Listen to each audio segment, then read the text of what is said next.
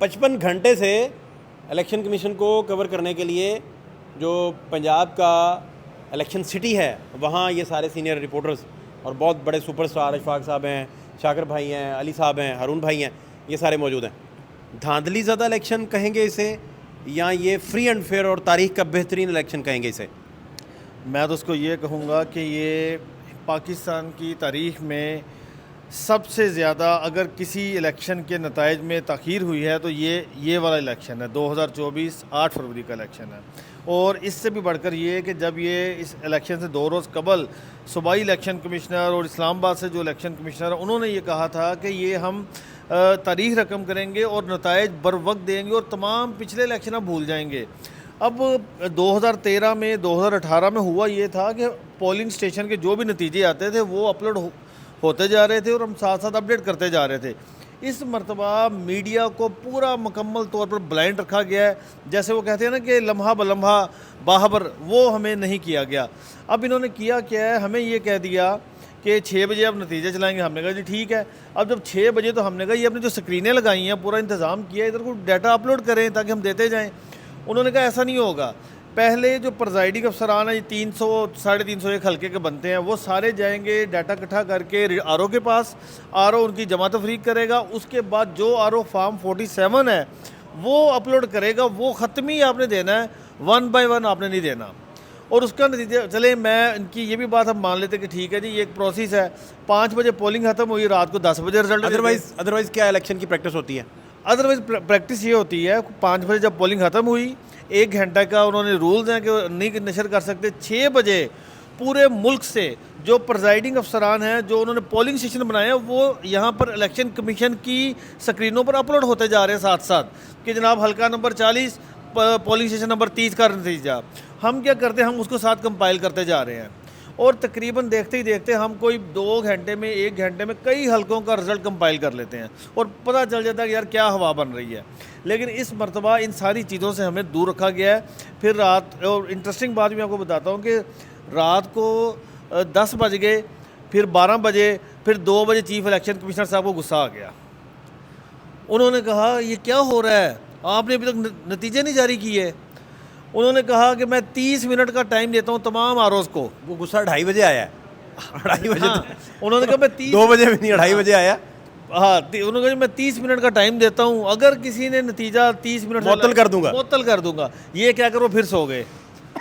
अच्छा जनाब, 3 बजे, 3:30, 4:30, 5 बज गए। 5 बजे तो कोई नतीजा जब नहीं आया तो मैंने फिर ट्वीट किया।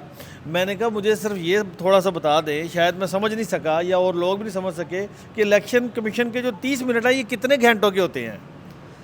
1 घंटे का 30 मिनट, 2 घंटे का 30 मिनट। खैर बिलाखिर को 5:30 बजे जाके उन्होंने पहले स्वात के 2 और एक पेशावर का और एक स्वात का नतीजा खुद अनाउंस किया। उसके बाद इधर से नतीजे आना शुरू हुए और अब तक, अब टाइम अब देख लें कि क्या टाइम हुआ है, 3 बजने वाले हैं। तो अभी भी कुछ 6 हलकों का नतीजा अभी भी रहता है। अब मसला ये है कि आपने जो सवाल किया कि इलेक्शन धांधली ज़्यादा कहेंगे, साफ और शफाफ कहेंगे। इलेक्शन की शफाफियत, इलेक्शन पर शकूक व शुबहात इलेक्शन कमीशन की अपनी नाअहली की वजह से लोगों के दिलों में पड़ गए हैं। ये अच्छा, आप कह रहे हैं कि ये कोई बदनीति नहीं है, ये सिर्फ फ़कत मिसमैनेजमेंट है। देखिए कोई ऐसी मनूवरिंग नहीं या कोई मिसमैनेजमेंट है। जैसे मैं इसलिए इसको धांधली ज़्यादा नहीं कह रहा, क्योंकि मिसमैनेजमेंट मैं इसलिए कह रहा हूँ कि अभी तक किसी जमात ने इनके इलेक्शन के इस एक्ट के ऊपर उंगली नहीं उठाई। वो मिसमैनेजमेंट तो ज़रूर कह रहे हैं कि इंटरनेट बंद था, फलां था, ये था, लेकिन जो कुछ हुआ है उसके ऊपर अब सवालिया निशान उठ रहे हैं, उसके ऊपर शकूक व शुबहात जन्म ले रहे हैं। उसके ऊपर ये भी हो रहा है कि बुनियादी तौर पर लोगों को, कैंडिडेट्स को धरनों का जवाब दे दिया गया है कि वो अब इस बुनियाद पर धरने देंगे कि कल 9 बजे नवाज शरीफ का रिजल्ट कुछ चल रहा था, अब एकदम से वो 50,000 की लीड से जीत गए हैं। तो ये एक जवाब है लोगों को प्रोटेस्ट करने का, धरने देने का।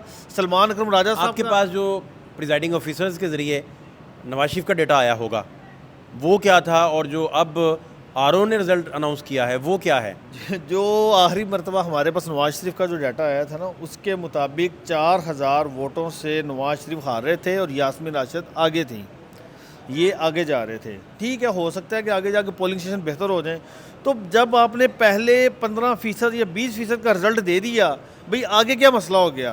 कौन सा कोई इधर वो धुंध थी, कोई बारिश थी, कोई तूफान था, कोई प्रिजाइडिंग ऑफिसर नहीं पहुंच सका, आपने 2 घंटे लेट करना है, 4 करना है, आपने 20 घंटे अपने रिजल्ट लेट कर दिया और सिर्फ एक हल्के का। और आप कह रहे हैं कि अगर फर्ज करें नवाज शरीफ जेन्युइन भी जीत रहे थे, फर्ज करें जी, तो फिर भी नवाज शरीफ के ऊपर भी धब्बा लग गया जी, और अगर मशकूक बना दिया गया, हो गया उस सारा नतीजे को मशकूक बना दिया गया। और उसका आप देखेंगे कि आने वाले दिनों में, आज या कल, ये नताइज चैलेंज होंगे।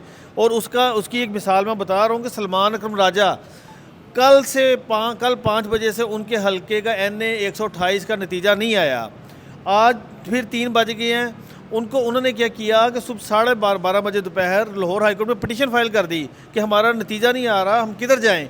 मीनवाइल फिर जब नतीजा आता है तो पता चलता है कि वो 50,000 वोटों से वो भी हार रहे हैं, जबकि उन्होंने क्लेम ये किया था कि फॉर्म 45 मेरे पास मौजूद है और मैं 60-70 हज़ार से जीत रहा हूँ। तो अब ये भी जो NA 128 का नतीजा, ये भी चैलेंज होने जा रहा है अदालत में। तो अब मेरे ख्याल में ये इलेक्शन कमीशन की अपनी कोताही कह लें, गलती कह लें, उनकी नीयत पर शक किए तो अल्लाह ही जानता है, लेकिन बज़ाहिर जो नज़र आ रहा है वो यही है कि इलेक्शन की शफाफियत पर सवालात उठ चुके हैं और अब ये अदालतों में जाएंगे और ये चैलेंज होंगे। थैंक यू सो मच, बहुत शुक्रिया।